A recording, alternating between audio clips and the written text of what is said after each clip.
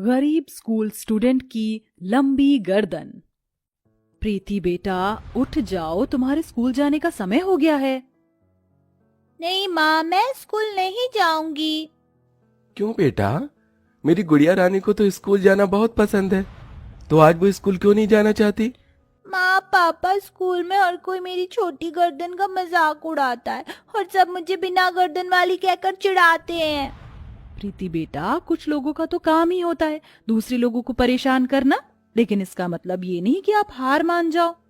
तुम्हारी माँ बिल्कुल ठीक कह रही हैं, और मेरी गुड़िया रानी को तो पढ़ लिख कर बड़ी ऑफिसर बनना था ना।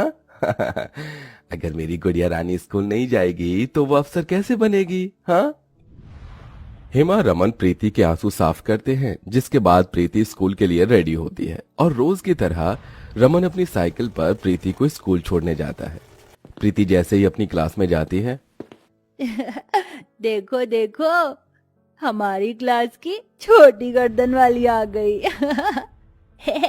ए छोटी गर्दन वाली, तूने आज भी अपनी यही पुरानी फटी हुई यूनिफॉर्म ही पहनी है? मेरे माँ पापा के पास इतने पैसे नहीं है कि वो मुझे नई यूनिफॉर्म दिला सके। अगर यूनिफॉर्म खरीदने की औकात नहीं है तो इस स्कूल में क्या कर रही है? इतना कहकर शेफाली और मयंक मिलकर बेचारी प्रीति का बैग छीनकर उसे क्लास में रखी अलमारी के ऊपर फेंक देते हैं। ये तुम लोगों ने क्या किया? मेरा बैग इतनी ऊपर क्यों फेंक दिया? अब मैं पढ़ाई कैसे करूंगी? अगर इतना ही पढ़ाई करने का शौक है तो खुद जाकर अलमारी से उतार ले। लेकिन मैं तो ये भूल ही गया, तेरी तो गर्दन ही नहीं है, अपना बैग तू देखेगी कैसे? क्लास के सभी बच्चे प्रीति की छोटी गर्दन का मजाक उड़ाते हुए उस पर हंसने लगते हैं। प्रीति के क्लासमेट के साथ साथ प्रीति की क्लास टीचर श्रुति का भी प्रीति के लिए बर्ताव बिल्कुल भी अच्छा नहीं था। स्टूडेंट्स, सबने लिख लिया? अब मैं इसे इरेज करने जा रही हूँ। 2 मिनट टीचर, मैंने अभी नहीं लिखा है। मुझे बोर्ड पर ऐसे लिखे हुए पूरे 10 मिनट हो चुके हैं और तूने अभी तक इसे लिखा ही नहीं। क्लास में बैठे बैठे तू इतनी देर से कर क्या रही है? टीचर, आपने मुझे इन सभी स्टूडेंट्स के पीछे बिठाया है, इसलिए मुझे ठीक से ब्लैक बोर्ड दिखाई नहीं देता। तो तू क्या चाहती है, मैं तुझे यहाँ फ्रंट बेंच पर बिठाऊं ताकि तेरी छोटी गर्दन को देख देख कर मेरा मूड खराब हो जाए?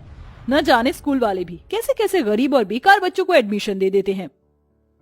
टीचर, अगर मेरी छोटी गर्दन है और मैं गरीब हूँ तो इसमें मेरी क्या गलती है? मैं भी तो इन सभी स्टूडेंट्स की तरह आपकी स्टूडेंट हूँ। तो अब तू मुझसे जुबान लड़ाएगी? श्रुति अपनी टेबल पर रखी हुई छड़ी उठाती है और सीधा प्रीति के पास जाकर उसे बेरहमी से मारना शुरू कर देती है। बहुत दर्द हो रहा है। छोड़ दीजिए मुझे। आज तो मैं तुझे नहीं छोड़ूंगी। बड़ा शौक है ना तुझे मुझसे जुबान लड़ाने का? श्रुति प्रीति को मार मार कर उसके हाथ पैर लाल कर देती है। प्रीति को ऐसे दर्द से रोता देख सभी बच्चे उस पर हंसते हैं। प्रीति को इतना मारने के बाद भी श्रुति नहीं रुकती और प्रीति से ग्राउंड के पूरे कड़ी धूप में 50 चक्कर लगवाती है, जिससे प्रीति की हालत और खराब हो जाती है। प्रीति के लिए यह सब कुछ नया नहीं था। हर दिन प्रीति को उसकी क्लास में इन्हीं सब चीजों का सामना करना पड़ता था। स्टूडेंट, आज की क्लास यहीं खत्म होती है। ए छोटी गर्दन वाली, हमारे जाने के बाद सारी क्लास को अच्छे से साफ कर देना। मैं? और नहीं तो क्या, फीस तो तेरी कभी टाइम पर आती नहीं, इसलिए अब से तू रोज क्लास की सफाई करेगी। और अगर ये बात तूने किसी को भी बताई ना तो तेरी ये जो बची कुची गर्दन है ना, इसे भी खत्म कर दूंगी। सभी स्टूडेंट्स और टीचर क्लास से चले जाते हैं, जिसके बाद बेचारी प्रीति देर तक स्कूल में रुककर अपनी सारी क्लास को साफ करती है। प्रीति रोज रोज के इन अत्याचारों को सहकर थक चुकी थी। सारी क्लास साफ करने के बाद प्रीति रोते हुए एक जंगल में चली जाती है और बड़ी सी चट्टान पर बैठकर खूब रोती है। भगवान जी, आपने क्यों मुझे इतनी छोटी गर्दन दी? सब लोग मेरा कितना मजाक उड़ाते हैं। मैं तो बस पढ़ लिख कर अपने माँ पापा का नाम रोशन करना चाहती हूँ, लेकिन हर कोई मुझे परेशान करता है। प्रीति चट्टान पर बैठी रो ही रही होती है कि तभी उसके पीछे की झाड़ियों में से कुछ आवाज आने लगती है। कौन है वहाँ? सामने आओ मेरे। प्रीति जैसे ही झाड़ियों को हटाती है तो देखती है कि वहां एक शेर जख्मी हालत में पड़ा है। शेर का एक पंजा शिकारी के बिछाए हुए जाल में फंस गया है, जिससे शेर के पंजे से काफी खून निकल रहा है। ये सब देख प्रीति बहुत डर जाती है। शेर, भागो यहाँ से। मुझे ऐसी हालत में छोड़कर मत जाओ। ये शेर बोल सकता है? हाँ, मैं बोल सकता हूँ। मेरी मदद करो और मेरा हाथ इस जाल से बाहर निकालो। प्रीति को शेर से डर तो काफी लग रहा था, लेकिन उसे इतनी तकलीफ में देख प्रीति अपने डर पर काबू रखती है और जाकर उस शेर का हाथ उस पिंजरे से निकाल देती है और देखते ही देखते शेर का जख्म अपने आप भर जाता है। ये क्या, तुम्हारे जख्म अपने आप कैसे ठीक हो गए? क्योंकि मैं एक जादुई शेर हूँ। तुमसे पहले यहाँ से कई लोग गुजरे, लेकिन किसी ने भी मेरी मदद नहीं की। आओ, तुमने इतनी छोटी होकर भी मेरी मदद की, इसलिए अब मैं तुम्हारी मदद करना चाहता हूँ। बताओ, तुम्हें क्या परेशानी है? शेर के पूछने पर प्रीति उसे अपने ऊपर हुए सारे अत्याचारों के बारे में बताती है। बस इतनी सी बात? मैं अभी तुम्हारी इस परेशानी को हल कर देता हूँ। शेर के अंदर से एक सुनहरी चमकदार रोशनी निकलती है जो सीधा प्रीति के ऊपर जा गिरती है। अब तुम्हारी ये गर्दन कोई मामूली गर्दन नहीं, बल्कि एक जादुई गर्दन हो चुकी है। तुम जब चाहो अपनी गर्दन को बोलकर इसे लंबा कर सकती हो और छोटा भी। अब तुम्हारा कोई भी मजाक नहीं उड़ाएगा। उस शेर की बात सुन प्रीति बहुत ज्यादा खुश होती है और अगले दिन प्रीति जैसे ही स्कूल जाती है। बच्चों, सबने पूरा लिख लिया है ना? Yes teacher. ये इसने इतनी पीछे बैठकर कैसे लिख लिया? श्रुति जैसे ही पीछे मुड़कर देखती है तो उसकी आंखें फटी की फटी रह जाती हैं।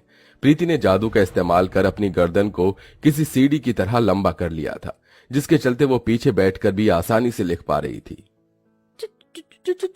चुड़ैल, कल तक तो उसकी गर्दन थी नहीं और आज इसकी ये सांप जैसी गर्दन कहाँ से आ गई? क्या हुआ टीचर, आप क्या मुझसे डर गई?